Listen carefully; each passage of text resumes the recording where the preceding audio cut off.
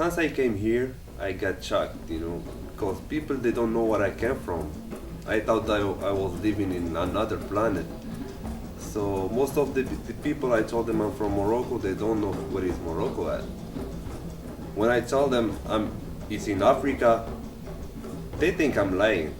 So because they have another vision for African people. They thought like all African people they are black or something like that. So Africa is not like that. There is black people, there is white people, there is like mixed like me.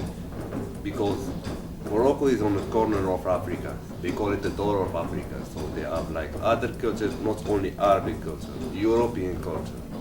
So we got this culture from France. People they say it's in Europe, but actually it's in Africa, which is not everybody from Africa is black. It's all mixed. Actually, Morocco, it's Berber. Like it's Berber with Arabic, with the black, with some people they came from Europe. They used to live in Spain, so all they're mixed together. So not everybody from Morocco has to be black. We have a lot of community that are black, but like where most of the people they looks exactly like me, the same like my color. So it's a good like chance to talk about Morocco because not a lot of people they know about this beautiful country. This piece right here, normally the women they use it for as a jewelry box, and it's artisanal. They make it with ivory and copper, and they can hold all the jewelry on it, expensive one on it, and they can put it as a decoration on the middle of the room. And this piece right here, like you see, they make it with the clay, and it's artisanal too. And most people who use it, they live on the north because they are famous with the fish, and they call it jagra. It's kind of tagine, but it's special for fish.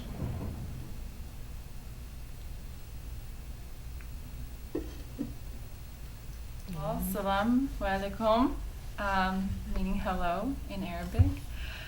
My name is Rebecca, and I am from the United States. I grew up in Texas. I was first introduced to the Moroccan culture about 2 years ago, and it is a culture that you can really fall in love with.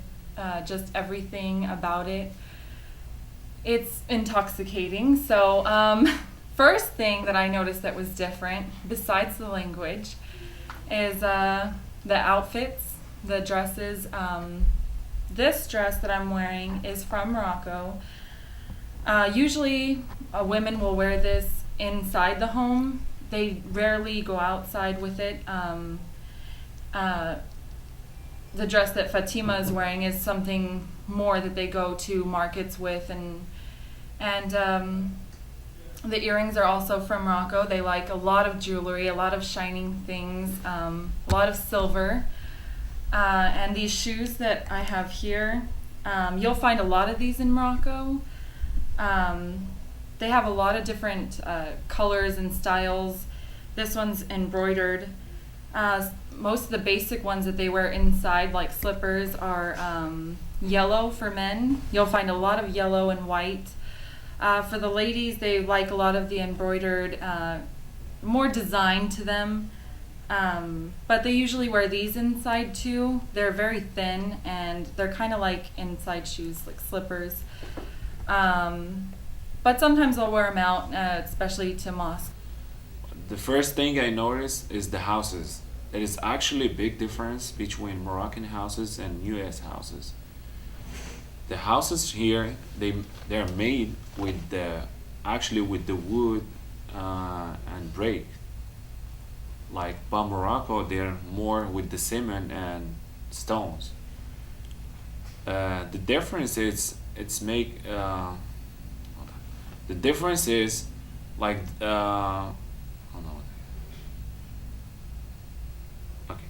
The difference is the houses here they has to have air conditioning, so it makes the houses feels good, feels colder, or when it's hot, or feels hot when it's cold. But Morocco, not a lot of people they have air conditioning, which is the stone and cement make the houses feels better. When it's hot, it's gonna be cold inside, and when it's cold, it's hot inside. There is some part of Morocco they have, which is the south of Morocco, the desert. They made the house with in clay. It's they call it clay houses, which is actually cold inside because it's always hot outside. And there's actually a big difference between houses from here and houses from Morocco. It's the style. We actually here they're all like triangle, and Morocco they have like square houses, which is actually they have some of them in New Orleans, which is the French style. Uh, so about which is the French style. Uh, in the roof, it's like how I said here, they're more triangle, but in Morocco they use them for like keeping animals or drying their clothes or put like like using or using it as a storage like The women in Morocco, a lot of women in Morocco wear hijab, and that is a religious scarf that women wear around their hair. It is it is a symbol of their faith, and it is something that women choose to wear, and you'll see a lot of them going outside in scarves, and they're very beautiful. You'll see many different styles, many different colors. They usually match their dresses, and a lot of people fold them and do them differently. Some people like to put them directly tight across their face. Some people like them loose, and different designs, different folding, different methods on how they do it. It's very beautiful when you see it. A lot of women choose to wear these and to have them for their religious statement. أنا اسمي فاطمة، ودابا عندي علين 8 شهور هنايا في أمريكا. والحاجة الوحيدة اللي لاحظت في هاد البلاد الناس كيعيشوا الناس تقريبا بحال اللي مفرقين، ماشي بحالنا حنا عندنا في المغرب كنعيشوا حياة اجتماعية مجموعين، كنشوفوا بعضياتنا، تقدر تشوف جارك، تقدر تشوفو تكون خارج الخدمة وتشوف جارك تسلم عليه. هنا لا، هنا كل واحد في خدمته، كل واحد تقدر ما تشوفش جار كاع، هنايا ما تشوفوش تقريبا شهر كاع، ماشي بحال المغرب. وزعما كاين فرق كبير بين هنا وبين امريكا وبين المغرب. Okay, and if you'll translate what she said, starting with the name. Her name is Fatima. She been here like 7 to 8 months, and the first thing was she make her confused between the life here in between life in US and the life in Morocco. He said that the life in Morocco is like more. The life in Morocco is more like a social, and the life here, like people they live like individually. Like for example, like the example was she said that you can see the neighbor in Morocco like plenty of time on one day. So, and here in US, like for example, you can see like your neighbor like once a month or once 2 months. You know, that's something that shocked her. And she said, she told me that like probably you don't know who's your neighbor who live like next door. You don't know who is it, and over there like you know everybody around you. And actually the streets they are really like tight and small compared to US. That one makes people like the neighbors more friendly, and everybody knows everything, and make everybody knows what's going on in the street. So the population it's more tight, not like here in US. They're all spread out. They like a lot of colors. The difference in clothing also is they like a lot of colors. Here, with a lot of Americans, we usually stick to the basic colors, whites and blacks, and over there they like to, especially with the embroidery here that you can see, it's very flashy. They like reds and oranges and pinks and blues and just a lot of colors. The men usually wear over there, you'll see them in dresses too, which is kind of odd because you don't really see that here in America. And that is their normal attire. So you'll be like, that guy's wearing a dress.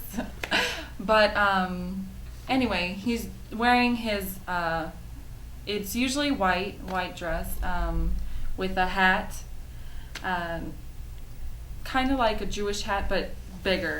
السلام عليكم.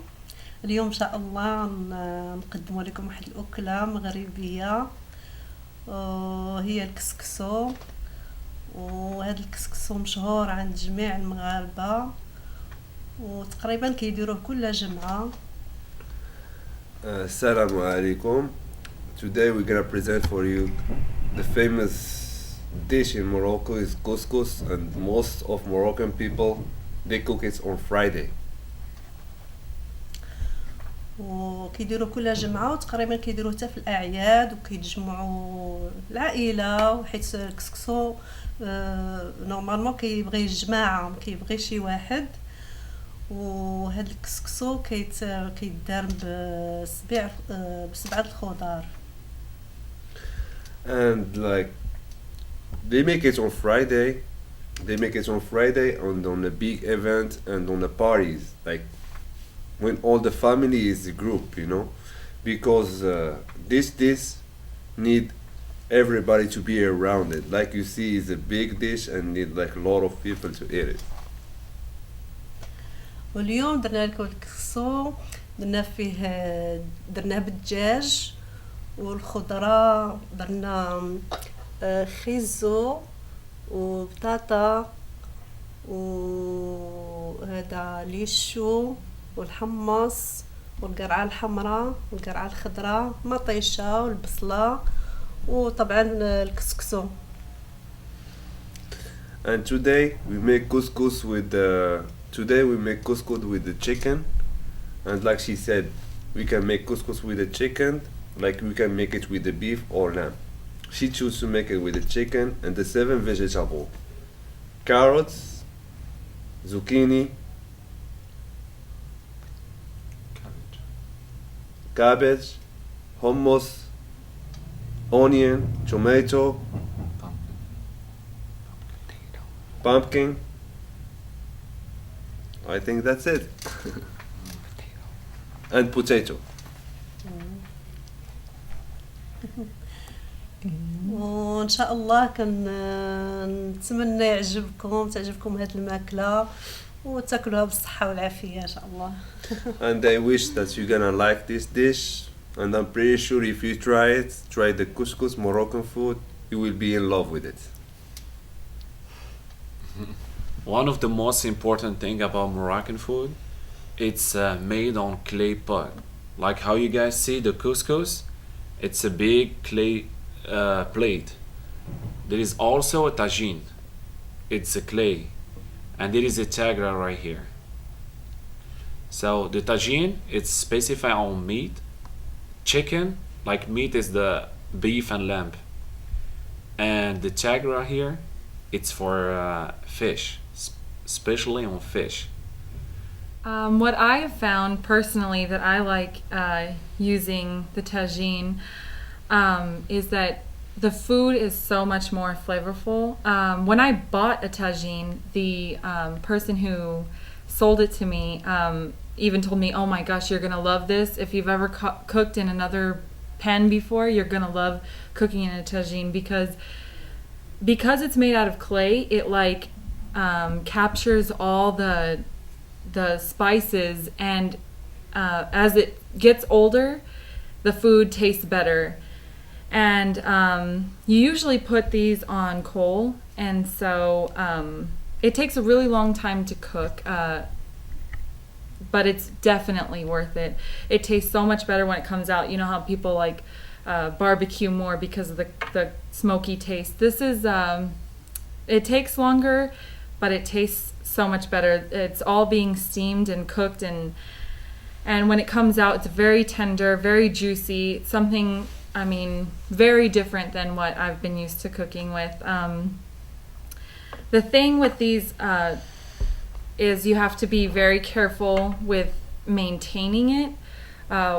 You would want to put warm water in it first before you put any food item in here, because clay, I mean, if it gets too hot too fast, it might crack. So we want to try to preserve it as long as possible, especially because we don't see very many here. They're kind of hard to find, so they're a little bit pricey, but when you do have one, it's definitely worth it.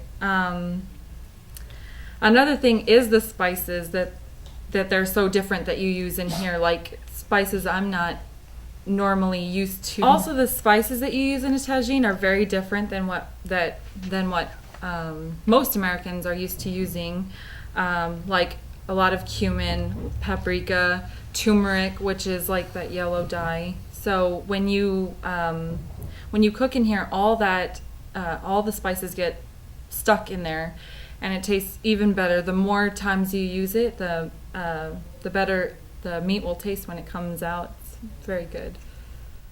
كأكلة ثانية غنقدموا لكم اليوم طاجين باللحم لحم بقر، عملناه بالبرقوق وبالمشماش واللوز والجنجلان.